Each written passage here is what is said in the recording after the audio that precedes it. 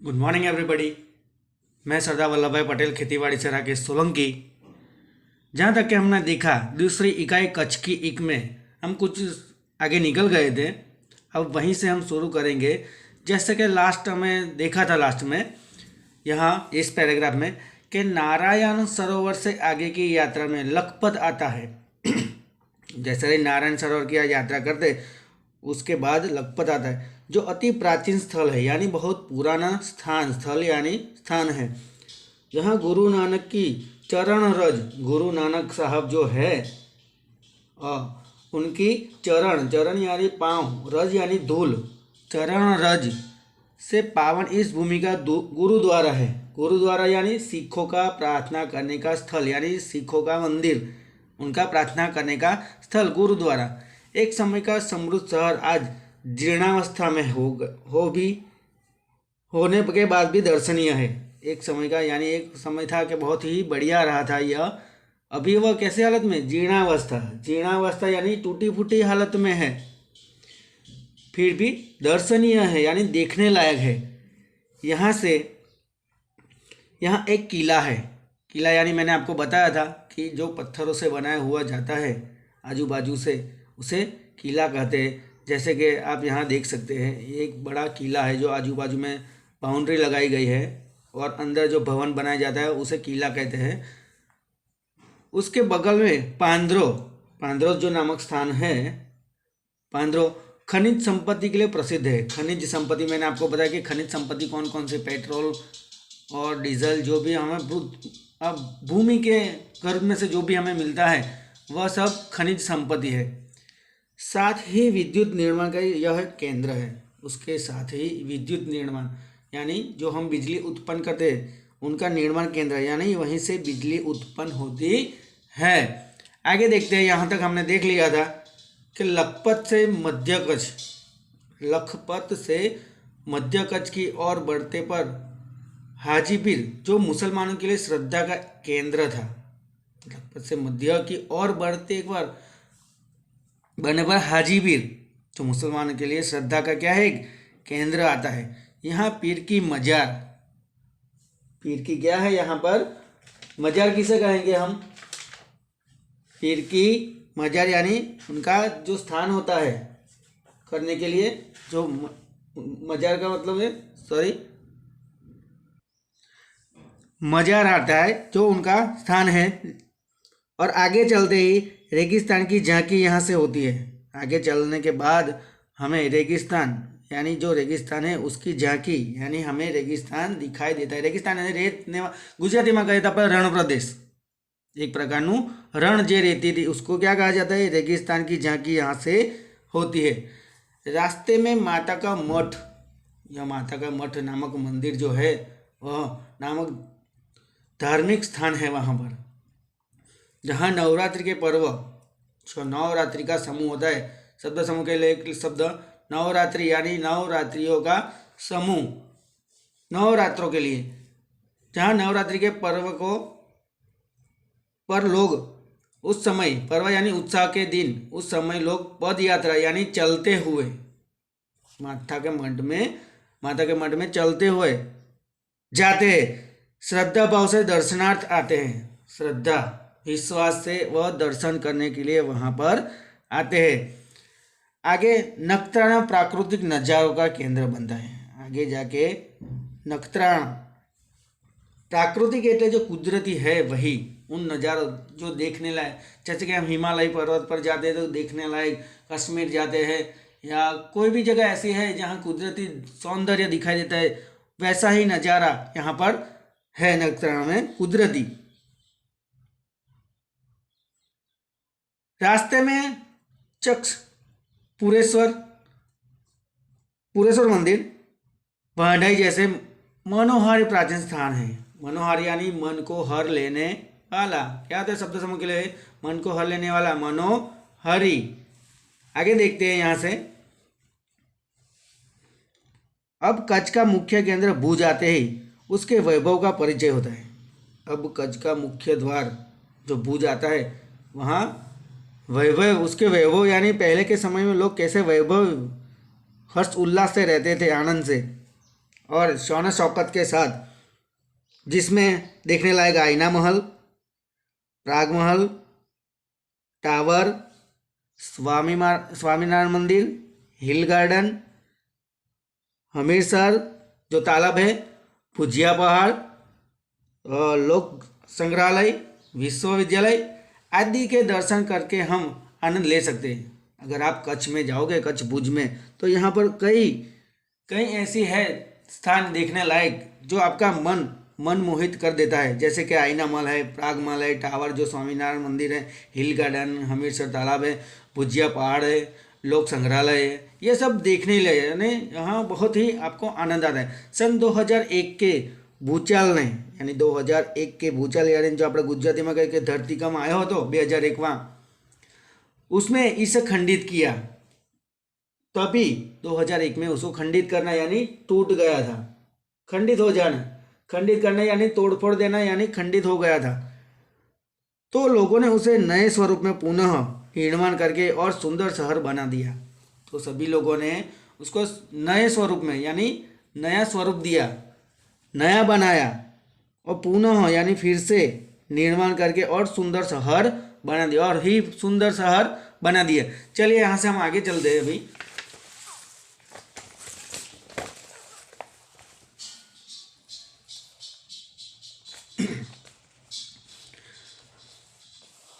भुज से उत्तर दिशा की ओर खावड़ा में काला डूंगर, देखिए भुज से उत्तर की दिशा की ओर खावड़ा में काला डूंगर नामक जो है डूंगर, एक उसका नाम है काला डूंगर। पहाड़ पर चढ़कर रेगिस्तान की झांकी करना एक अनूठा अनुभव है। यहाँ डूंगर पर चढ़कर अब कभी जाओगे तो देखना वहाँ से कि यह एक पहाड़ पर चढ़ने के रेगिस्तान की झांकी करना यानी उसको देखना एक अनूठा क्या रहा है, अनूठा अनुभव है, यानी बहुत ही अच्छा अनुभव रहता है, बहुत ही सुंदर दिखाई देता है यहाँ से दृश्य जो रेगिस्तान का है। सरकार एवं स्थानीय जनता द्वारा रणोत्सव यानी रणों में मनाया जाने वाला उत्सव यानी रेगिस्तान में मनाया जाने वाला उत्सव, जैसे कि हम उत्सव जो खेल क्रीड़ा करते हैं वैसे ही वहाँ पर रण में उसका आयोजन होता है। देश भर से लोग यहाँ आते हैं, कई कई देश से सभी लोग यहाँ पर आते हैं और यहाँ उस उत्सव को देखने के लिए आते हैं कि रणोत्सव कैसा होता है। सफ़ेद रेगिस्तान को देखना एक आनंददायी घटना है। यहाँ पर दो रेगिस्तान मैंने आपको बताया, यहाँ दूसरा रेगिस्तान है जो सफ़ेद रेती कहते हैं, जो रेत होती है वह अपने गुजराती में धोड़ी रेती मैदान रण प्रदेश। तो यहाँ सफ़ेद रेती को रेगिस्तान को देखना एक आनंदित घटना है। भुज से भी अंजार जाया जाता है, भुज से अंजार भी क्या होता है, जाया जाता है। आगे बढ़ते हुए सृजन संस्था में यहाँ की प्रजा की हस्तकला का परिचय होता है। सृजन संस्था में यानी जो हस्तकला है, हाथों से बनाई हुई जो भी चीज़ें हैं यहाँ पर सभी प्रजा की, उसका क्या होता है, हमें परिचय है। जेसर तोल की स्मृति में मंदिर बनाया गया है। जैसे कि आपने सुना ही होगा, जेसर और तोल दोनों की जो भक्तिमय बातें, उनकी दोनों की यहाँ पर क्या है, एक स्मृति स्मारक बनाया गया है। वो हमें वहाँ पर देखने को जो अंजार में है वो मिलता है। जो ऐतिहासिक स्थान है, बहुत ही ऐतिहासिक यानी बहुत ही पुराना यह स्थान है। यहाँ से आदिपुर तथा गांधीधाम जा सकते हैं, यहाँ से आदिपुर तथा गांधीधाम जा सकते हैं, जिसमें हम कहा जाए अब भी कहेंगे तो सूरजबारी नामक स्थान से हमारी कच्छ यात्रा क्या होती है, पूर्ण होती है। जो ये सूरजबारी नामक स्थान है, यहाँ से हमारी कच्छ की यात्रा पूर्ण होती है, जो अविस्मरणीय यानी हमें याद रह जाती है, हम भूल नहीं सकते ऐसे प्राकृतिक दृश्य को। अविस्मरणीय जो यानी भूला नहीं सकता, विस्मरण का विलोम शब्द है अविस्मरणीय, यानी जिसे हम भुला नहीं सकते, उनकी स्मृतियाँ छोड़ जाती है यानी हमारे दिमाग में छप जाती है कि यहीं पर एक बार नहीं 1000 बार आए तो भी बहुत ही अच्छा लगता है। याद प्रतिदिन हमें आता है जो हम कच्छ भुज का एक बार प्रवास करते हैं। आगे बढ़ते हैं। कहा जाता है कि कच्छ नहीं देखा तो कुछ नहीं देखा। यह बात भी सच है। यह जो सेंटेंस है कि कच्छ नहीं देखा तो कुछ नहीं देखा। कच्छ गुजरात का गौरव है यानी स्वाभिमान है। कहा जाए तो कच्छ के उस टूरिस्ट में कई लोग बाहर से आते हैं इसको देखने के लिए। कहा है कि कच्छ को नहीं देखा तो कुछ नहीं देखा, तो यहाँ से नहीं, बाहर से लोग बहुत ही देखने के लिए आते हैं। और दुनिया भर के लोगों के लिए किसी भी मौसम में दर्शनीय एवं आकर्षण का क्या रहा है, एक केंद्र। दुनिया भर यानी पूरी दुनिया से यहाँ सभी लोग आते हैं और किसी भी मौसम में, कोई भी मौसम में, उसमें दर्शनीय एवं आकर्षण उनको आकर्षित करता है। यहाँ की जो हस्तकला है, जो महल है, जो ऐतिहासिक है स्थल, उनके कारण उनका यह क्या बना है, एक केंद्र। चलिए यहाँ तक हमने देख लिया और आगे हमने बताया था और आपको पीडीएफ और दोनों भी बता दिए थे।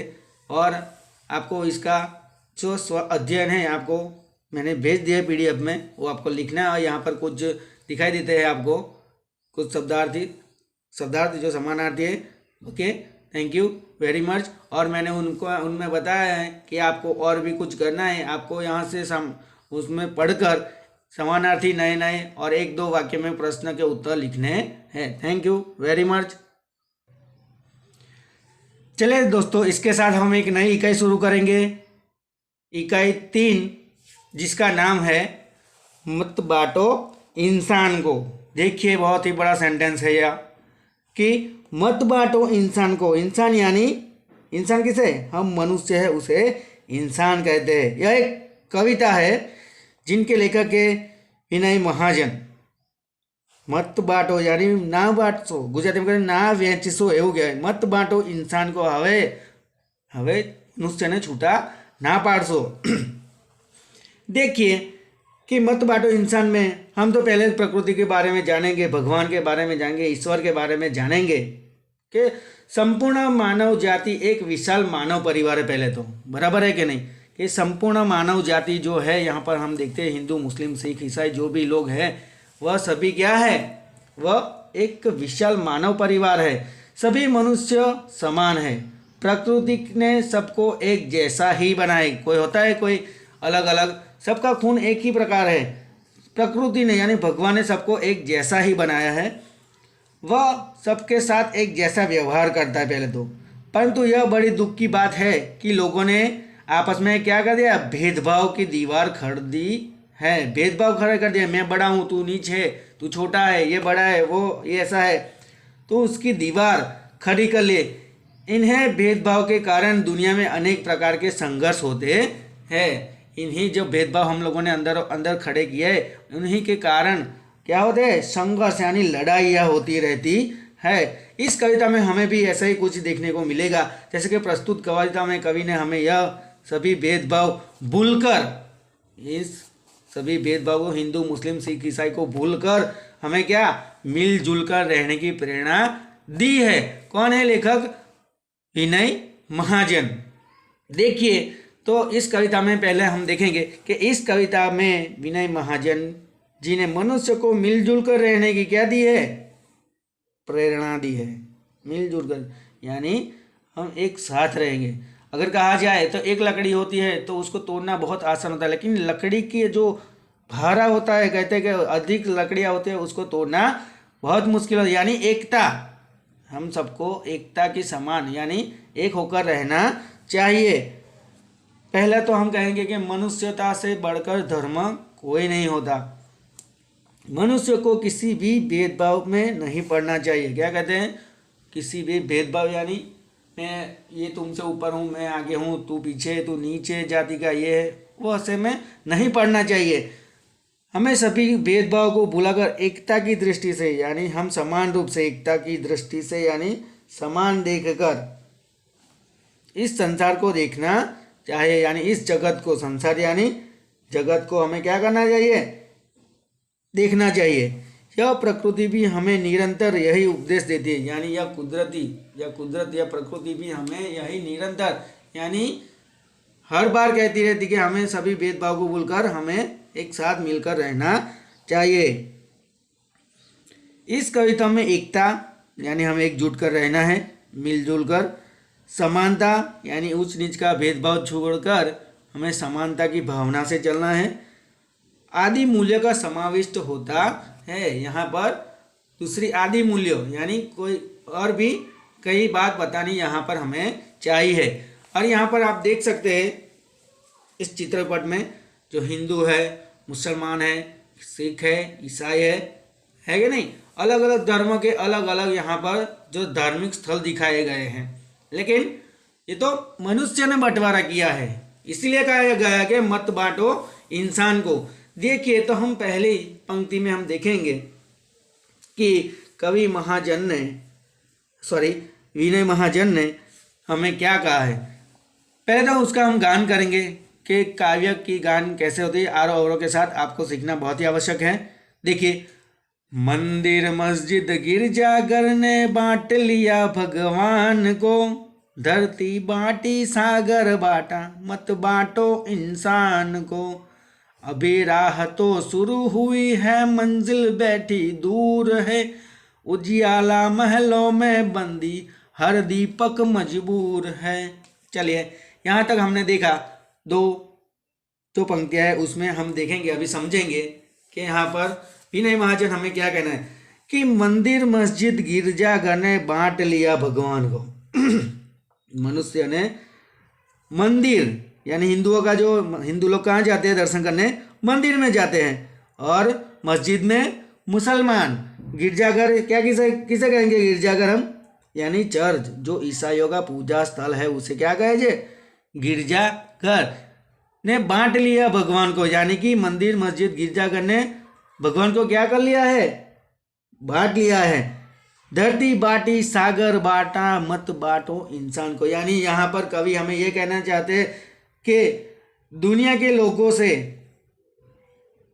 कवि ये कहना चाहती है कि भगवान तो सबका एक ही है, परंतु तुमने मंदिर मस्जिद गिरजाघर आदि अलग अलग पूजा घर बनाकर भगवान क्या कर लिया है, तुमने बंटवारा कर लिया है। लोगों को यह कहते हैं कवि विनय महाजन कि तुमने मंदिर मस्जिद गिरजाघर आदि पूजा स्थल अलग अलग बनाकर भगवान का बंटवारा कर लिया, और इस तरह अलग अलग देश बनाकर धरती भी बांट ली है। धरती बांटी सागर बांटा, यानी अलग अलग देश बनाकर धरती का भी क्या कर लिया है, बंटवारा कर लिया है। यानी यह देश वो देश अमेरिका देश अलग अलग में उसमें भी धरती का क्या कर दिया है, बंटवारा कर लिया। धरती का समानार्थी शब्द बताइए तो वसुंधरा, धरती, भूमि, पृथ्वी आदि कई नाम है, उसको भी बांट लिया है मनुष्य ने। यह कवि लोगों से कहते हैं कि सागर भी सागर का भी उन्होंने क्या कर दिया, अलग अलग हिस्सों में बंटवारा कर लिया है। अब कम से कम मत बांटो इंसान को, अब तो इंसान को मत बांटो। इस काव्य पंक्ति में इतनी में यह कहना चाहते हैं। अब आगे देखते हैं। अभी राह तो शुरू ही है, अभी राह तो क्या हुई है, यहाँ पर कवि कहते हैं कि अभी राह तो शुरू हुई है मंजिल बैठी दूर है। मंजिल, राह यानी रास्ता, शुरू यानी प्रारंभ हुआ है, मंजिल यानी हमें जहाँ पर पहुँचना है वह स्थान, बैठी दूर है। यहाँ पर कवि कहते हैं कि दुनिया में समानता की भावना अभी तो दुनिया में समानता की भावना फैलने की अभी तो शुरुआत हुई है। सभी में समानता की भावना फैलने की क्या हुई है, समानता की शुरुआत हुई है। समानता का भाव पूरी तरह से फैलने में भी देर है। अभी समानता तो मंजिल बैठी दूर है, यानी फैलने में भी अभी तो क्या है, दूर है। इसके लिए अभी बहुत प्रयत्न करने पड़ेंगे। मंजिल बैठी दूर यानी इसके लिए हमें बहुत ही क्या करने पड़ेंगे, प्रयत्न करने पढ़ेंगे। उजियाला महलों में बंदी, देखिए क्या कहते हैं कि उजियाला यानी बिजली की रोशनी आज भी केवल किनके घर है, उजियाला महलों में, यानी जो धनिक लोग हैं, जो धनवान लोग हैं, उन्हीं के घर क्या होती है, बिजली होती है। कि बिजली की रोशनी अभी केवल धनिकों के घर में ही है। क्या कहते हैं, उजियाला महलों में बंदी हर दीपक मजबूर, यानी गरीबों के झोपड़े में आज भी क्या जल रहा है, दीपक जल रहा है। इस काव्य पंक्ति के द्वारा कवि हमें यह कहना चाहता है कि दुनिया में समानता की भावना फैलने की अभी तो शुरुआत हुई है। समानता का पूरा भाव पूरी तरह से अभी तो देर है, उसमें हमें बहुत ही प्रयत्न करने पड़ेंगे। बिजली जो धनिक लोग हैं उन्हीं के घर में अभी तक तो गरीबों के घर में क्या जलते हैं, दीपक जलते हैं। चलिए यहाँ तक हमें रखते हैं और आगे देखेंगे। Thank you very much. जय हिंद, जय भारत।